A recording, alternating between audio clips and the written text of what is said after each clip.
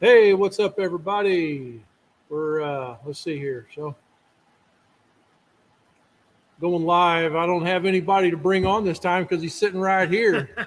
Hope you guys are doing well tonight. We're here at Smoker Builder HQ. We'll go shut this fan off real quick. What's happening, everybody?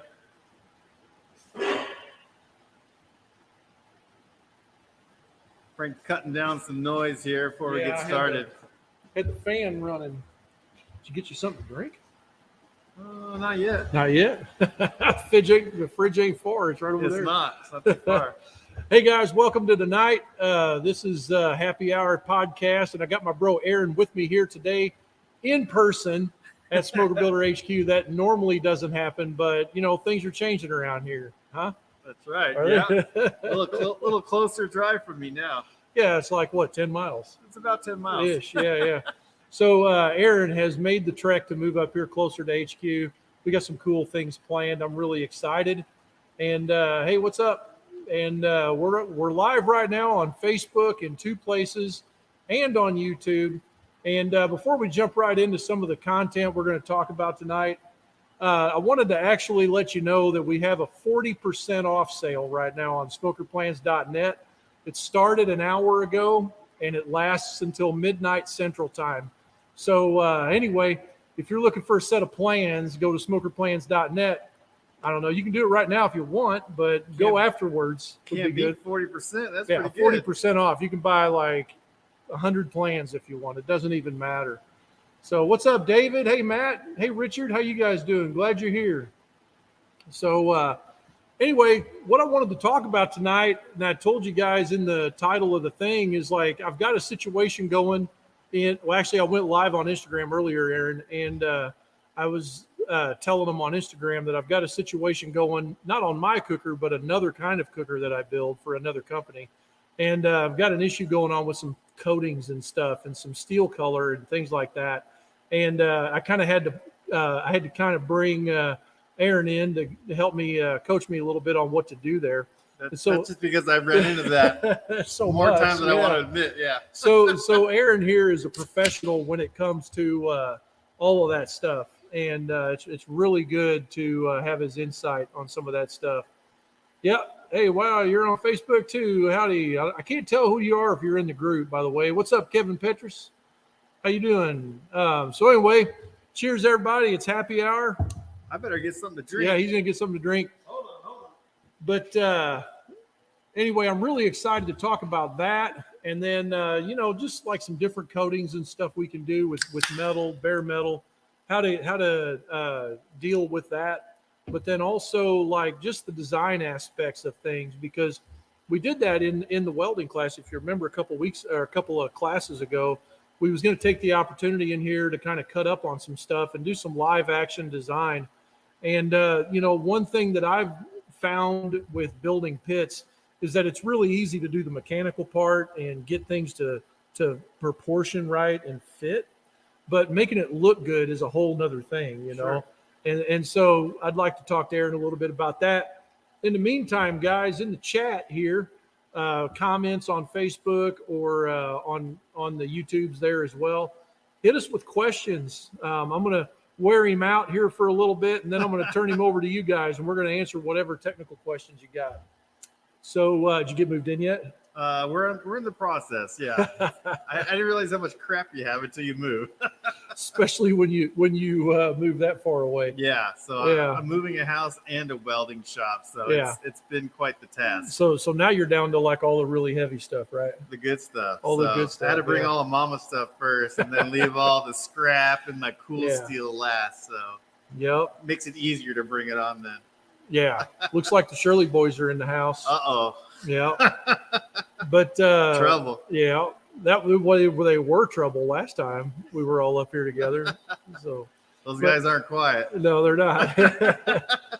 But so as far as that goes, you got a bigger shop now at the new place. My shop grew, and so did my yard. Yeah, so. Not so cramped. No, I moved out of the city. How was it working? I mean, you haven't worked in this one yet, but how was it working in a tight shop? It's I mean, there's a lot of stuff to run into. It's Mhm. a lot of setting up and Mhm. then tearing down and then setting back up. It just didn't make any sense for some of the projects I was getting into. So I was just running out of room. I'd get Mhm. frustrated at times, but then I would think, there's a sailor somewhere that's out for 6 months on a sub, and I just Yeah. need to shut up and make it happen. Make it happen. Yeah, That's so right. I shut up a lot, and I just kind of figured it out. But Press through. it was Yeah. tough. Yeah, yeah. That's a huge challenge, I think, for a lot of guys, especially if they're working in their family garage. Yeah. Where in their, they pull their car out, get the stuff out. Yeah. It can be really challenging just having to drag all the stuff out and get it set Sure. up. Sure. And then clean it up every single time so the wife don't run over a piece of steel in the garage when she pulls in there. Yeah, yeah. We've never had a garage with a vehicle in it. We've always had a garage with equipment in it. Yeah. Yeah. So that's going to be really cool. Maybe we can do some stuff over at your shop. I think we're talking about building a 500-gallon wood stove. Yep. Yeah. Maybe. We got a bunch of stuff for coming up. For a guy here locally. He's got a big. It's a big hobby. Well, it's a $13 million farm, I guess. So it's not a hobby farm, but the farm is a hobby, like that massive farm is. And they've got a big train depot where the guy, not the new owner, but the old owner, had like scaled down model trains. Yeah. And a railroad that went all the way around the whole 1,900 acres. Whoa. And but the train cars were like 3.5, 4 foot tall. Okay. But it was like legit like train cars and engines and a big old turntable at the end of that and all of that stuff. And those guys are committed when they decide to build that. Yeah. But everything was scaled down, to make the train rails were probably 14-inch centers, Wow, that's a new meaning for the narrow track, right? It really was, man.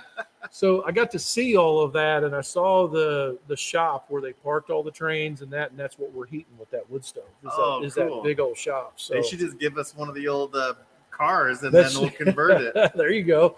Yeah. So they ripped out the railroads. They ripped out all the shop stuff. They had a big building that was the turntable. When the train pulled in, it would rotate the train. They could turn around and go back. Yeah. They pulled all that out. So anyway, he's turning it into just a workshop down there, and that's what this is for. But awesome. So yeah, we'll be working on that together. You got the fixing to build yourself a personal pit. Yeah, for the new house. Part of moving out here, the 1,300 miles from Phoenix, was just liquidating everything that I didn't need or I couldn't replace, because it's going to be bucks to travel that all the way over. Oh yeah. Mm-hmm. I did. I had a 500-gallon tank that I said goodbye to. Yeah. A 240-gallon, and it was tough because, it took a while to acquire these things and get them home and unloaded, and then all of a sudden I would just sell. But so now I'm ready to get back to it and build something a little bit bigger. So are you really going to build with the spare parts over there? Yeah. Oh, why not? So I got those other tank parts that I cut up and cleaned up. Joe and I did. And we were going to build them, but Aaron's going to take over. I'm going to just build them. I'm stealing them. There you go. So we'll get more. The other thing I'm really excited about, and I got to do it pretty fast though, because you're going to be gone, I think, when I do it, but for your next load probably. Maybe. But we was talking last night about an open fire pit for the other side of my trailer. Oh, yeah. And I've got to cook on it in 2 weeks. So I got to get it done. But Frank's putting more details on it as the clock dwindles. Oh, yeah. So basically we're going to take a 500-gallon tank and we're going to cut like more than a normal 90 degrees. Like, what would you call that? Like, I call it like Pac-Man extended. Yeah, it'll be farther open, and then we're going to roll it up to where that top side is open all the time. We can hang stuff off of that. It's almost like an old school baby bonnet with that profile. Yeah, that profile, it's open. So anyway, I'll be working on that. Hopefully you'll be back. Maybe, I don't know, we can maybe get it on there. Maybe I can get it on there myself and kind of get it usable, and then we'll let Aaron take over. We'll outfit it. Gets back. Sure. So, but yeah, so the project I'm working on, the cooker's actually behind Aaron over here. But we're not going to show it really. So don't move. It's another company that I got running right now that's got some smokers I'm building, and some of you guys probably heard about it through the email blasts and stuff. But what happened is it's a production model cooker, and they're all linseed oil finished. And what happened is I use hot roll or HRPO and on that material, so it's got a darker finish. And what happened is I got a mixed batch of material, so it's just got regular P&O on it, which is really bright finish, almost silver, and then that's married up to a piece of HRPO, and it really put me in a bind because I'm trying to get inventory scaled up, and stuff like that, and I didn't want to say no to the material. So because the material's fine, other than it's wrong color, so we had to get kind of crafty, I guess. Yeah. And I had to make it's a risky deal, so we're gonna. What did you always say with it? If you're gonna mess it up, if it's bad, or let's say you said something off cuff, I always love the advice of doubling down. So if something's not right or screwed up, you just got to run with it and let it play its course. Double down, make it worse. It'll be better by the time you're done, I guess. Yeah. So, well, right now you're revealing all your cards and how it bothered you and it wasn't matched. But if you had said nothing, nobody would know. The build and made it finish as best it could be, nobody would know the difference. Yeah. So that's kind of the theory here, and that basically we're going to be talking about. I actually ordered it last night. There's a company called Jax, JAX, and they make a blackening solution. I have no idea what it is. It's just like a chemical. It's similar to like if you were to gun bluing your barrel or your stock, or not your stock, but it's like a bluing agent. Yeah. So it has some kind of a chemical reaction of some kind that literally gets in the material and will blacken it, like pickles it, I guess. It is basically what it is. It's like a pickling thing, and that chemical reaction, and then you rinse it off. You neutralize the acid. Yeah. Do you neutralize it, or do you just rinse it?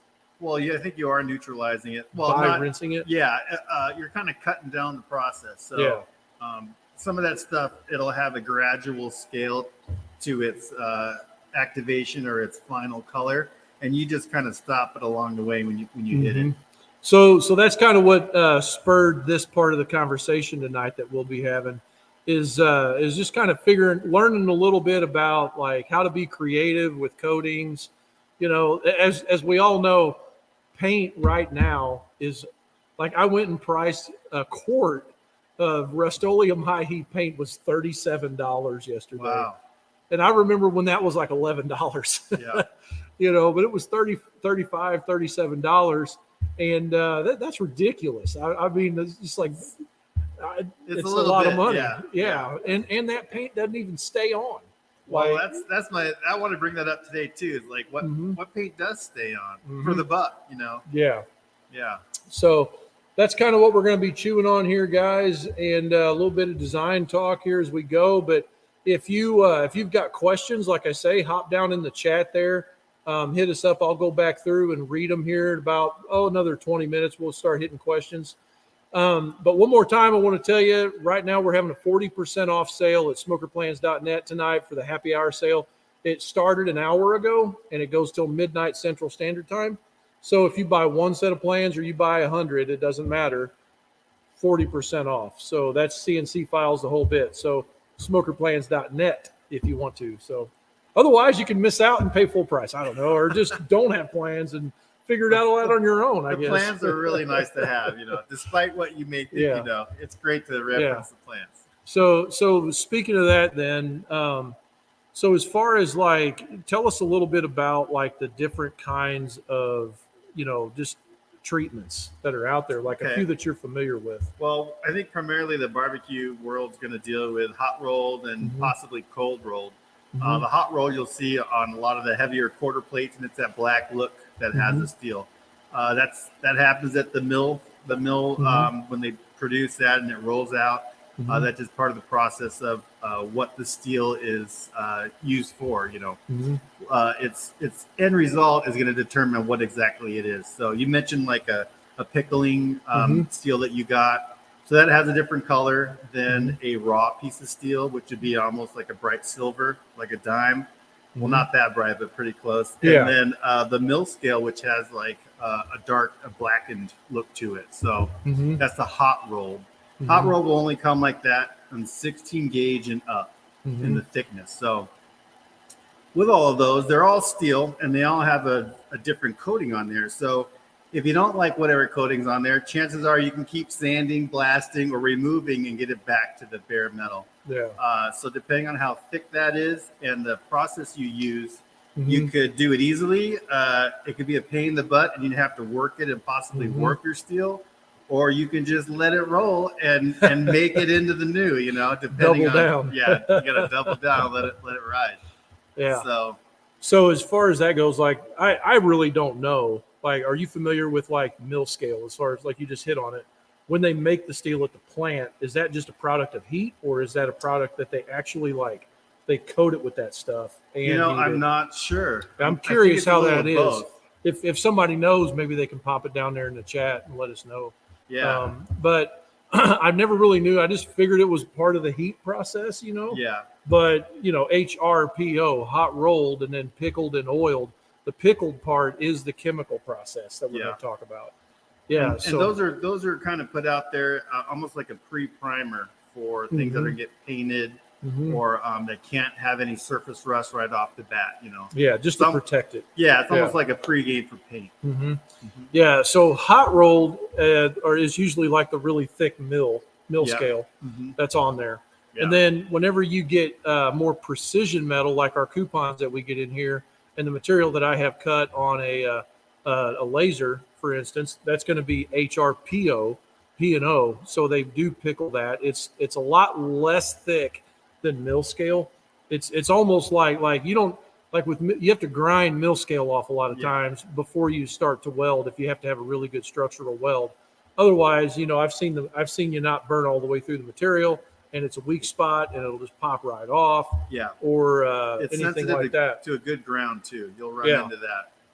So P&O, basically, it's just pickled, and it's a lot thinner, I think is what you were talking about. Yeah. And that's going to give you more of that real clean looking material. Like, it doesn't have the scale like the darker mill scale does. It's just kind of like I don't know.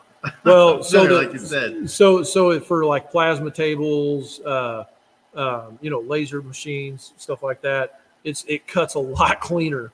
You don't have all that green smoke popping out from under it and all that stuff. So what happens is it's a lot more friendly for that. But I like the color of the pickled and oiled myself. Oh, okay, yeah, the best. That's just like what I like. With oil, whenever you put the linseed oil on it. Like the ones behind us, it seems to darken up really good. Yeah, yeah, for sure. And I think I like that. Sure. That dark. You like it with the mill scale or with the P&O? Yeah, like the mill scale, it'll get even darker, I guess. And like pipe, for instance. Sure. I mean, it won't get jet black, but it'll get very dark. Yeah. So then the P&O, from what I understand, and I'm not a metal science guy. But basically, what I understand is that they've removed that coating completely. That P&O, there's nothing on it, and it's just like that's the material we've seen yesterday. It's just bare steel, and that's a little bit dull to the eye. Yeah, it's almost like a soda blast has been on it or something. Right. Yeah, it's like they've soda blasted. Yeah. And so then they just oil it is all they do, and that oil finish you can kind of feel it on there, just the oil. It's present. Part. Yeah. Oh yeah. But welding spatter sticks really, really good to that. That's true. It's like it's really hard to get that loose. And then there's cold roll. Yeah. And then cold roll's a whole nother way they do it. That's usually in the thinner material. Yeah, that'll be. I think I'm sure you can get it in the larger thicknesses. But yeah, generally it's like 16 and down. Yeah. 18, 22 gauge stuff like that. Let's see here. We got a few questions here. Hop up and. Yeah, this is cool. Everyone's chiming right in. Yeah, Richard. We'll get that one here in a little bit. I thought they were saying something about the David Crumryan here. He says, mill scale is from heating the steel. Yes, I think you're right. And then let me put my glasses on because I'm having hard. Can you read that? Yeah, just like making knives, you can clean it before metal to bare metal and heat it forging temp. You'll have mill scale again. Okay, I got it. Yeah. My old eyes are tough. Too much welding. Tough to see. Yeah.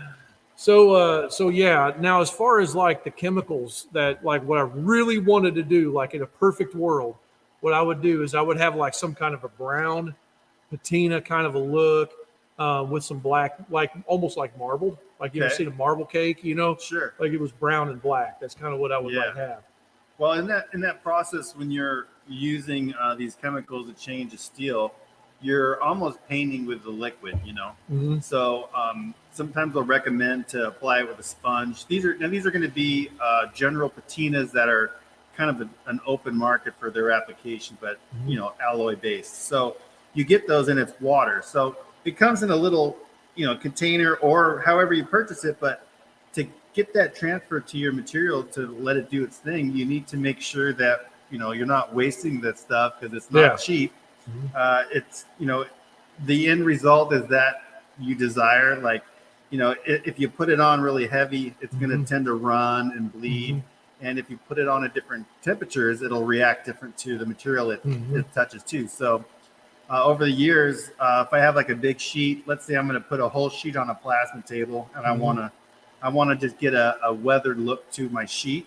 So if I leave that sheet flat, it'll generate puddles and leave rings. If I angle that sheet, it's going to bleed. Oh yeah. So it just depends on what you get into. But that's for a flat sheet. Now, so if you're in a round barbecue, you're not going to have a lot of choices. So you have to think about all those things before you start applying this stuff. So I tend to do sample sheets. Like I'll do a 12 by 12 and try to get my patina down and my theory down, just so I kind of know what I'm going to hopefully end up. That's the patience part that I don't have. Yeah. I freaking go for it. Yeah. Well, I have ruined some stuff in my time. It happens.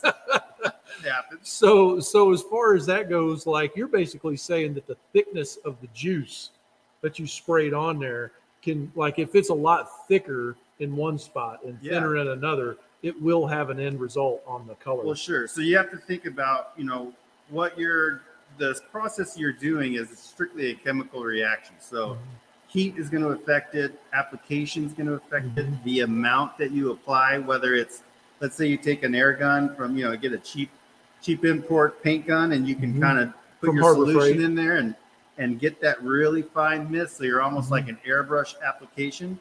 That's going to saturate your material much different than if you have a squirt bottle with like a large clump, like you're juicing your brisket, because that's just going to dump stuff on your material. And in turn, it's going to like be a tie-dye splotch. So you have to really kind of watch how you lay it down and how it, want it to turn out. That makes sense. Yeah. Sure. So as far as that goes, then, like you're saying about puddling and stuff, you can actually use that to your advantage. Yeah. If you want to have that look. So some tricks that I've done just to get my look down is, you can have your material and put some water on, just straight up water on it. Now you have kind of like a lube surface, almost like you're tinting. When you put on tint, they saturate all the tint, so everything's kind of lubed up, and you can kind of pre-game your material like that, and then apply your solution. Pre-game. And then it'll help kind of distribute your dyeing agents onto your material. Yeah. It'll kind of lube it up and help it spread out. That's really cool. So you can actually, like some of it, will it float on the water? Yeah, it'll kind of float. Or will it dilute it? It'll dilute and kind of mix in. And depending on which dye you purchased, those are diluted as well. So you can kind of cut those down or add in some other things to change colors. As you start getting this down, then you'll start kind of making your own cocktails to get the right color down. That's really dang cool. So then it's your own. Yeah. So you've done this with a lot of different stuff. Like you've painted material, and then actually have you done that and then broke paint off, scratched it off, scuffed it up, sanded it, you're and getting then into my tricks now. You're getting into some of my tricks now. Sorry. No. So, the end result of a lot of these, the dyeing materials, is to have a weathered look or to have like a look that has some depth to it. They just kind of naturally do that at the end. So part of that on my end is if I make a lot of gift robot banks, and I will age them to look older. And some of my materials are raw, some are pickled like that, and others I paint like right from the start with like a base and a top coat. So to make them weathered and to get them all gnarly, I mix all the different finishes within that one piece. So we'll paint it, but then I'll take all the raw and I'll dye it black. And then I'll take my sander and I'll sand some of it back so it's silver. but then I'll take something and I'll just keep adding all these little accents to it. Mm-hmm. And when it's done, there's so many things going on that, it looks like that's how it should be. That's cool. Yeah, it kind of tells a story at the end. So can you actually could you, if you rusted the material, okay, before you sprayed this blackening stuff on it, is that going to have?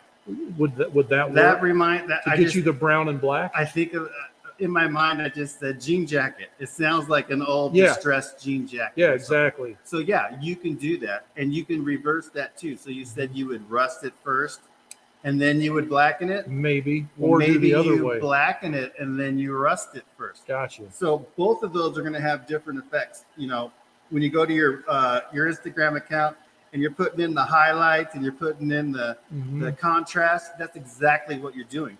You're starting off with that canvas, and if you turn it one way, this is going to darken up, or if you start the other way, the other parts will highlight. So you got to find that happy medium where you're like, yeah, that's the look I'm after. And then you kind of try to remember what you do, and don't drink too much when you're hanging out in the garage. And be okay with messing it up the first time. That's part of it too. To find you your can't zone. beat yourself up if your finish isn't turning out, just how you planned it out, because sometimes it doesn't, and you are experimenting. But once you find that middle ground that you like, just try to keep revisiting that and then making small changes as you go, and then eventually you'll start tweaking to where you like it, and you'll lock it down. Yeah. Then it's your own finish, and yeah, it's going to be really hard That's for really someone cool. to mimic you. Yeah. Yeah, I have brain cells listening to Frank. I tell you what did what, that man, one say? I missed it. I got to go back up to see the rest of it first, because that was funny. David's throwing it down here. Uh-oh. All right, so we're going to go back and make sure to throw some questions in here, guys. We're going to come back around. Yeah, funny stuff. There's really no rhyme or reason to this stuff. They have some methods that they explain, and then you got to get out there and start kicking tires and make it happen. Hey, BS BBQ. I'm actively ruining something right now. He's watching on YouTube. That's hilarious, bro. Hey, I love it, man. That's awesome. So Clint wants to know, what is this blackening agent? So can you explain that a little bit? Maybe a brand or something you've used in the past? Sculpt Nouveau is like a French word there. I think they sell that at Industrial Metal Supply, which will be online.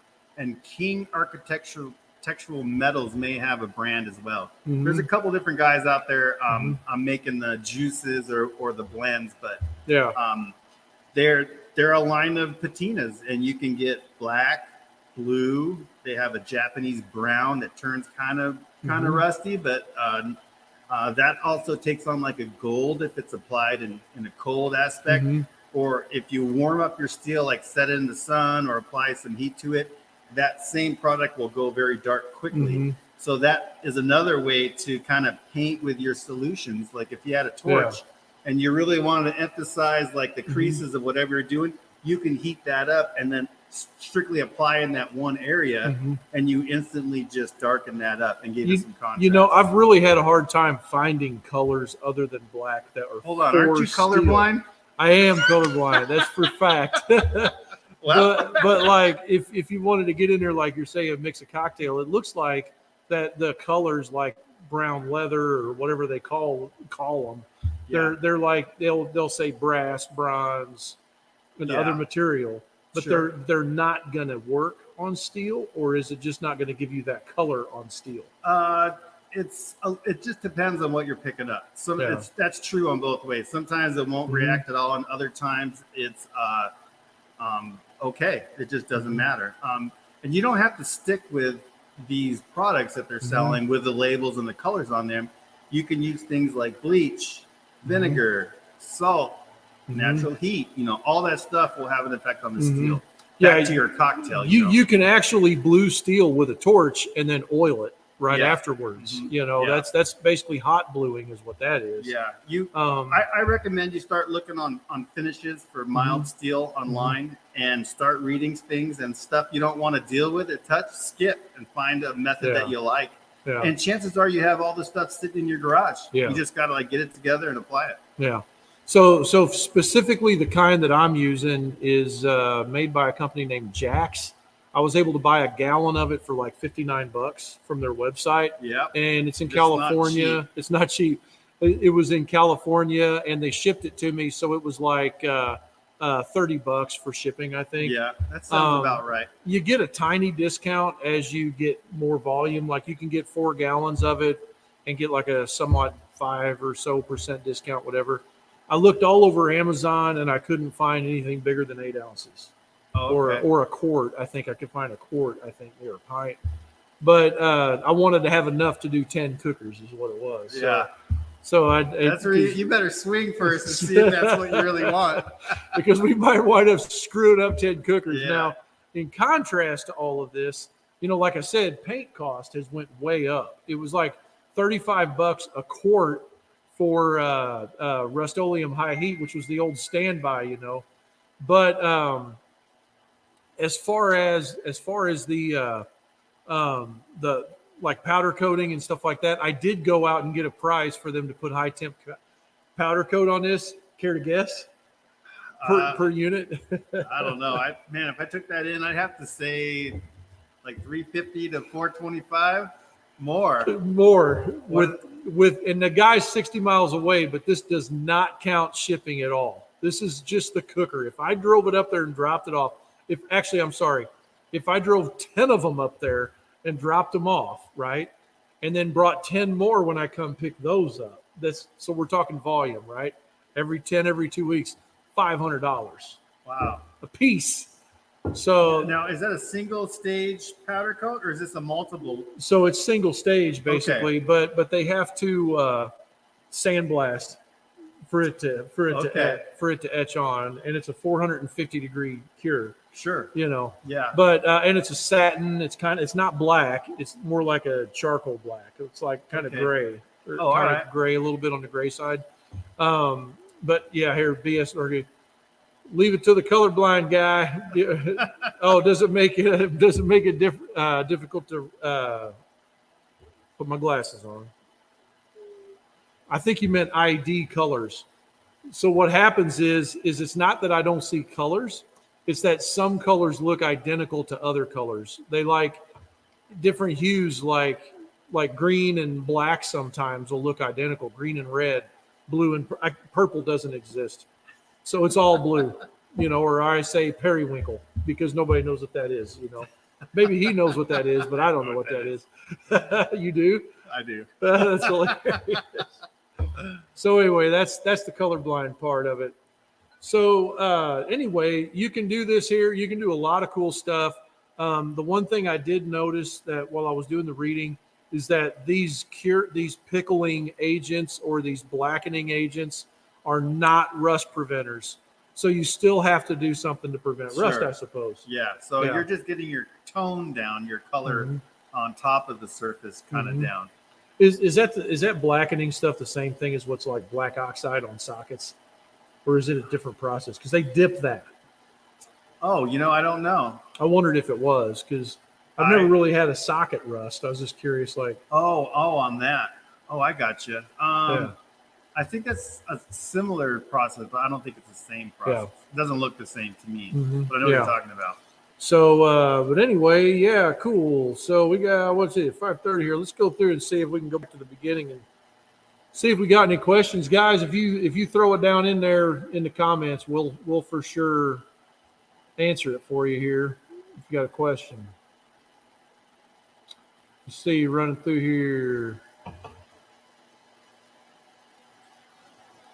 Somebody want to know if I'm hiring on Facebook. I'm not hiring. You hiring right now? Not right now. Sorry, sir. Not hiring right yet, but hang in there, bud.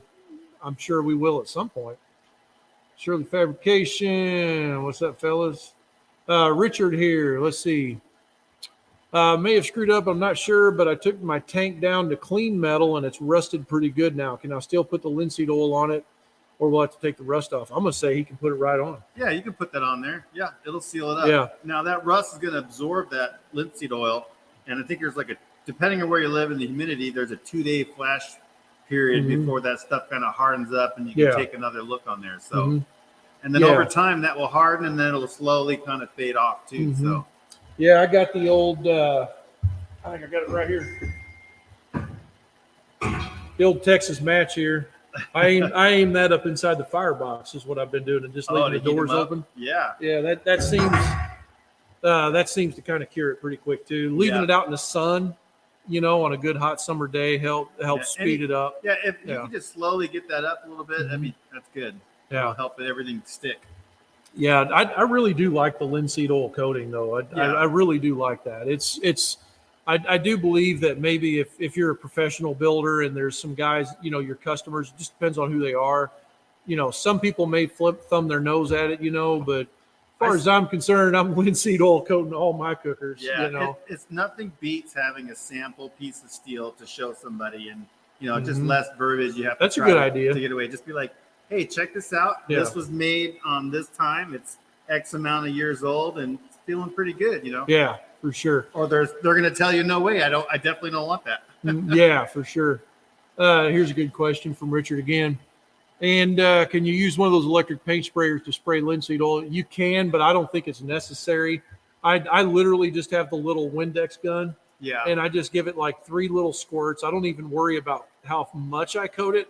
I just take a towel and just wipe over it and spread it around. That linseed oil will go a long way. Yeah. So you can work it, and you don't want to oversaturate and apply that at once because it'll kind of yellow up and it'll become real sticky. It's just not great. It's easier to slowly build that up and get it to where you want it. Yeah, really thin coats. You can always add more later. That finish has like a very old worldly, almost a blacksmith feel to it when it's said and done. Yeah, it does. It's great. And you can always add just a little bit more if you need it. Yeah. So these pieces of steel that we're talking about, coating and finishing, they're alive. They're absorbing the moisture in the air. We're getting them hot. They're contracting. They're expanding. So this is an ongoing process to keep these things, clear. Just like your car, you can wax it, but what did you just live that car through? Like, is the wax gone, or did you just ignore it? Like, all these things will continue to erode. So you just got to stay on top of whatever you do. Oh yeah. Let's see here. Yeah, Jim made it. Jim Newell. Glad you're here, bud. Yeah, we talked about that. Isn't it like impurities? I've heard that too. It's like just the stuff that comes up while you're curing the metal, the mill scale. Yeah, David confirmed that. Still reading. Let's see. BS Barbecue. I know you said you're actively ruining something right now. I hope it's going well. Sometimes that's the best way to get to the best result. Just think you're failing until you're not. Yeah, we talked to Clint already about the blackening agent, and it is like a chemical of some kind. And like Aaron said, it's just a cocktail of like a whole bunch of stuff. To get that color, and every company has a different name and a different recipe.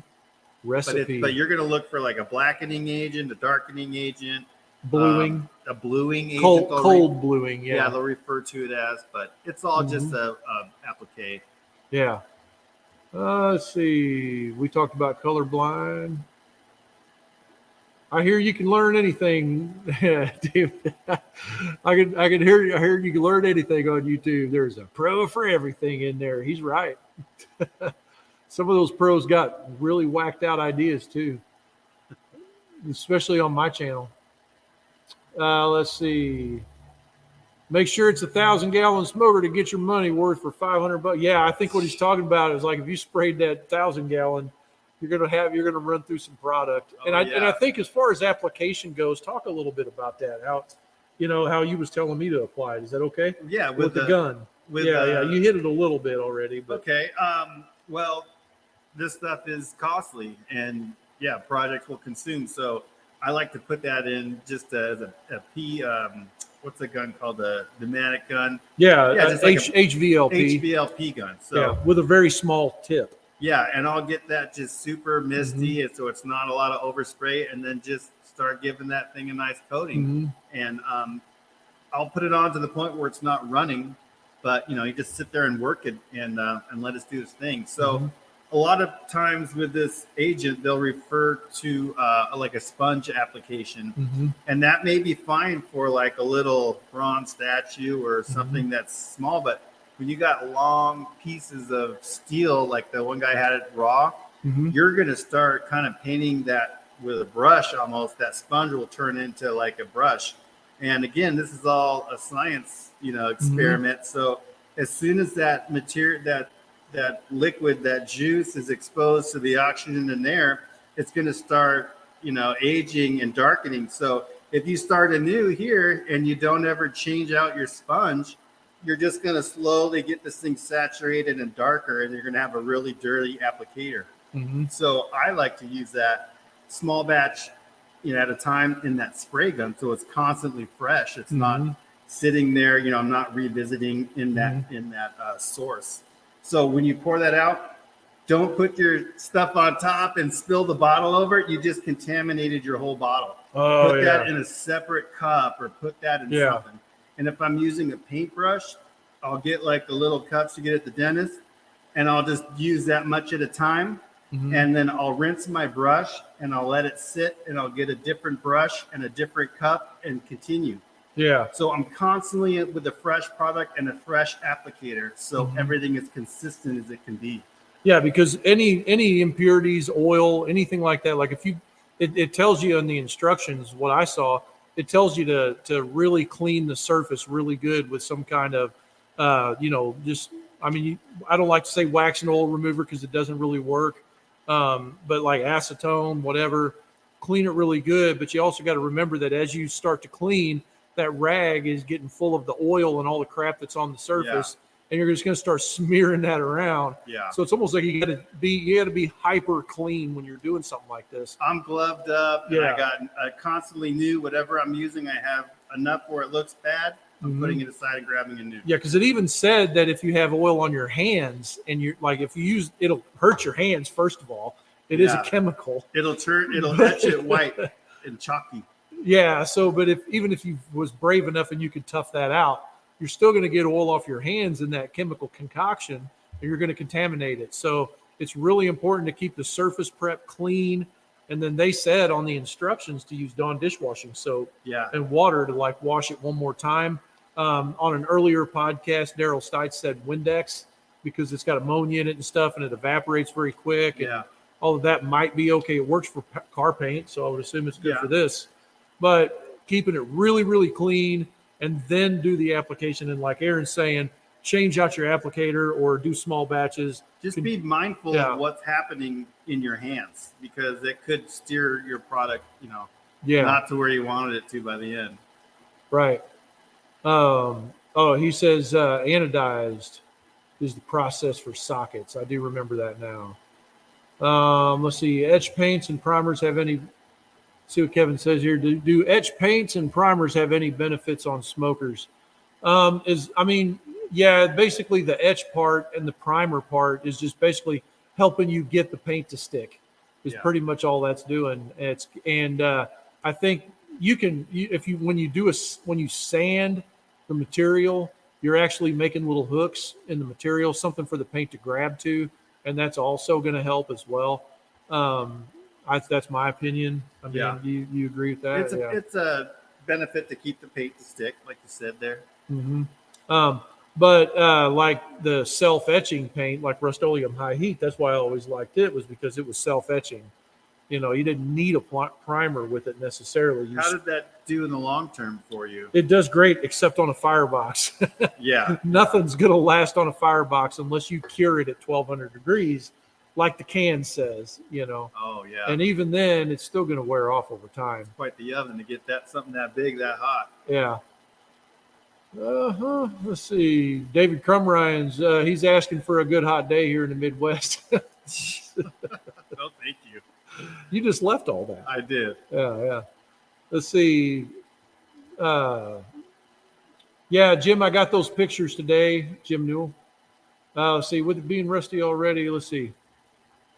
I wouldn't really wipe it. I would just mist it and wait a little while, and then mist it again. Do that 3 or 4 times. I think so. Yeah. Yeah. Yeah. Yeah, once that is formed, that finish that you like, yeah, just slowly seal it in. Yeah, don't move it around. Yeah. Let's see. No one likes a dirty applicator. Brian says. Sometimes. Yeah, $20 is $20 nowadays. That's right, David. So yeah, that's really cool. So let's talk a little bit about design then, because I Okay. wanted to hit on that as well with you. So just give us a 30,000-foot view of like how you approach a project. Like we've got the math figured out. We've got a tank. We've got the basic foundation for what we're going to build. How would you look at it after that? Like if you really wanted to make this thing cool and different. Well, a lot of that is personal preference. You're going to have your own style, and you want it to reflect that into what you're doing. So, I think if you stick with whatever your personal preference is and apply it to your smoker, you're going to be good. So, if you're into like the Punisher and that's your thing, and you like that logo, then incorporate it. I don't want to say go full theme on your smoker, but you can incorporate something, and it doesn't have to be like the literal logo. It could be something that all encompasses that, and almost like you have to piece it together, and then you're like, hey, this is kind of the Punisher theme, right? So they're like little subtle hints of what your overall target is. Yeah. Yeah. So you use a lot of things that you find or you have laying around, Sure. Yeah. You do the scrapyard. I like to make a lot of scrapyard art, and I do like retro robots, and I like old signs and things like that. So yeah, if I'm doing, I'm going to be building that 500, right? So last night I started sketching out a gun. I've never made a gun smoker, but here's this round and round. So I started thinking about, okay, I've seen a lot of shotgun smokers or revolver smokers. So I was thinking about a single shot shotgun, and then what does the barrel look like? Where the firebox would be? Well, I was thinking of putting some shelves so I can put potential logs to warm up. But if you're back 15 feet, it could look like a wood stock on the back of the smoker. Oh yeah. Okay, so take that, and then you move, and there's going to be a trigger or a trigger, and then a pin, so, and then you're going to put in the sights on there. So if you just start adding these little subtle things, and they could be like small. They don't have to be like big exaggerated cherries on this thing. They could just be subtle details where it takes a guy a minute to kind of recognize, pull it in, and be like, oh, and then they'll start looking even harder. Yeah. And you just keep adding little details all over to tie all that in. Yeah. So where I've always struggled is I really have a hard time visualizing like that. I just don't feel like I'm artistic enough to go in there. Like I'm just going raw on that pit out there, Like, okay, but going raw, you already have a set of values that you like. Yeah. You don't wear lime green shirts and whatever hats. Okay, you already have a go-to. So if you just rely on what you like and what appeals to you, you're going to have a better product at the end, because you're not worried about like, am I representing this style well that I'm new to, and I'm not really sure if this is, totally cool or correct. No, just do whatever you like, shut off the world. You know what you like, you know what you wouldn't wear and what you do like, and try to incorporate that. And in my eyes, I try to do it in a tasteful manner that's a little reserved but kind of hidden. And to me, it gives it a little more value as opposed to like creating a piece of artwork that already exists, I didn't invent, and already has a whatever it is, and then gluing it to the front of my smoker and being like, I'm done. Like that doesn't work for me. I would rather try to be more thoughtful. Like think about the hinges. Think about the hinges kind of accent the handles. Does that accent the chute? Kind of tie all that stuff in there. Like maybe when you get to your smoker, build all the hardware at once and make sure they all kind of look like each other. Then put them all on your smoker. Yeah. So we get so caught up in function and getting the pit done, and just doing what we see everybody else do and just trying to fit the mold. Yeah. And that's kind of what I'm hitting towards here is like, how that discovery process, like understand some guys don't even know what they're into. I mean, it could be as simple as like, I like to golf, You know, I mean, it could be.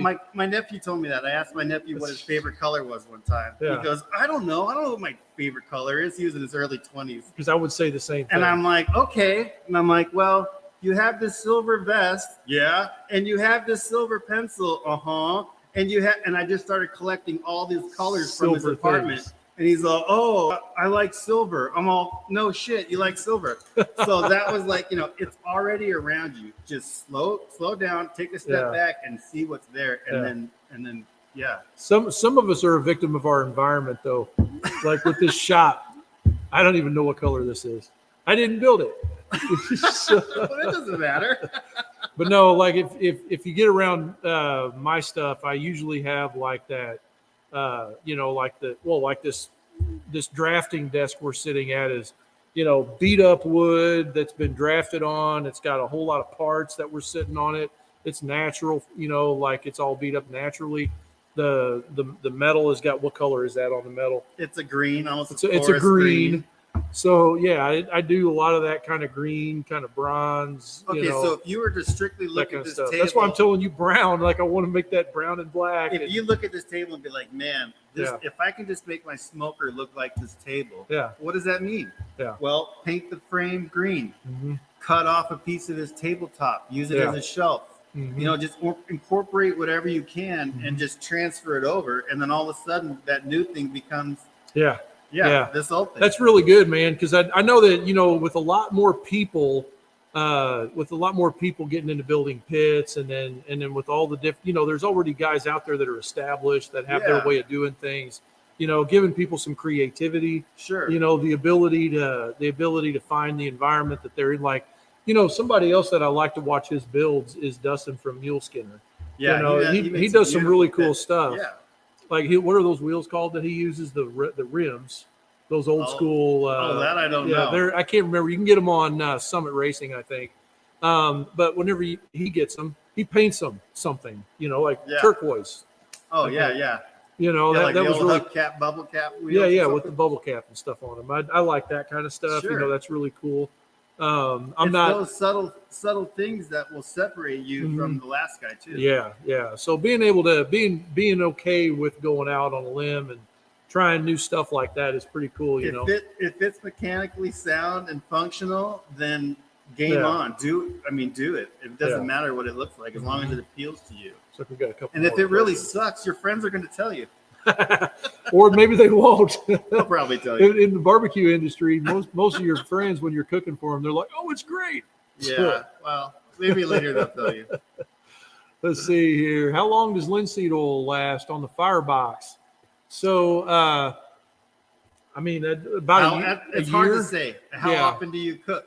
And how hot do you cook? Is it outside underwater? Yeah. How hot do you cook? Yeah. How much did you put on? It just depends on a lot of the factors on there. The really good news is that the linseed oil part of it is so simple to just wipe new on. Yeah. So think about if you had that powder coated and 2 years have gone by or whatever, and it's burnt off. You can't just reapply powder coat on there. You have to strip it, start clean again, and put it on, as opposed to just putting on more urethane or high temp or applying something like that. And the other thing is too, is that you won't be able to find like spray paint that matches you're not going to be able to blend it. It's going to stick out. You'd have to start from, you'd have to begin with a rattle can and then find a powder to match it and kind of work it like that almost. Yeah. So linseed's my vote on that. Even if you painted it and then put linseed oil over it and then embrace the rust and the scratches. Yeah. Yeah. So it's almost like barbecue shouldn't be that clinically clean. It needs to be a little play in there with the patina. Yeah, here's Brian. He says, I'm not artistic at all. I follow plans like I've got OCD, which is why I plays for Frank.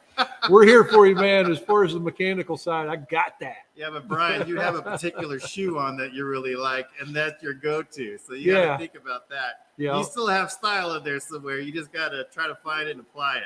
Yeah. You know, I one of the things I really, really like is like blacksmith stuff.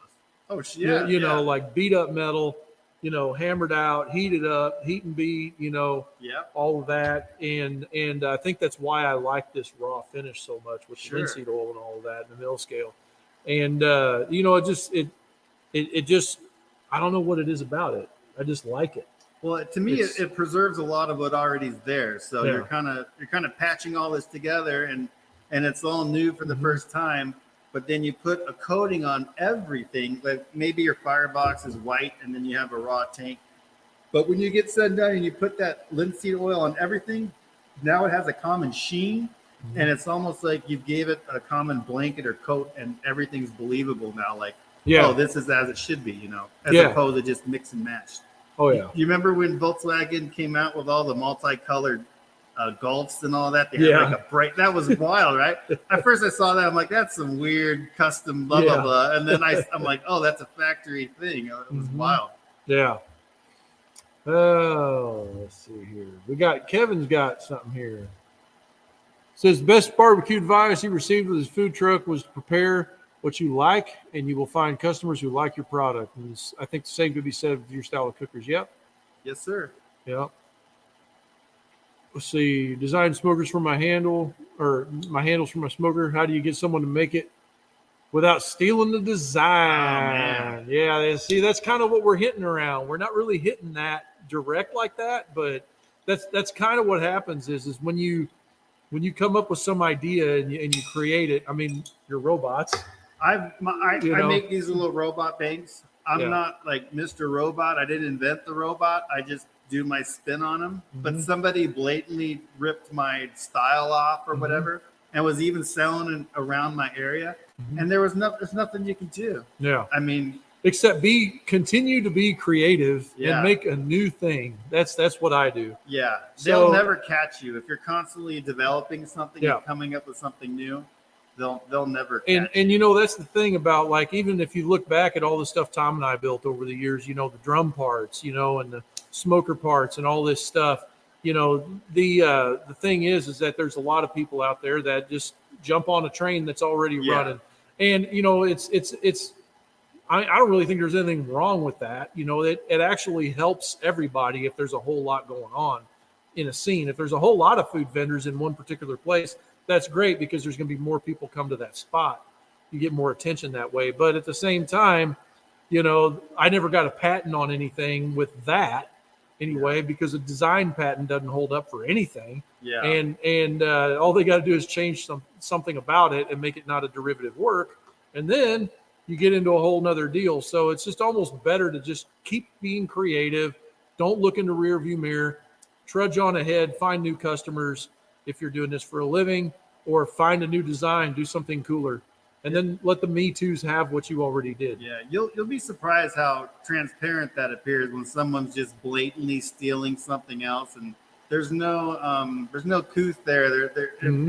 It's a short thrill for that person because they don't have anything to be original about, so they're going to steal yours. So absolutely, it's a short window that their success, if you want to call it. Well, if they even get anywhere with it, because usually it's a short-lived deal. They'll wind up falling off because they didn't have the creativity and the commitment to start with. They're grasping. They're trying to ride the train.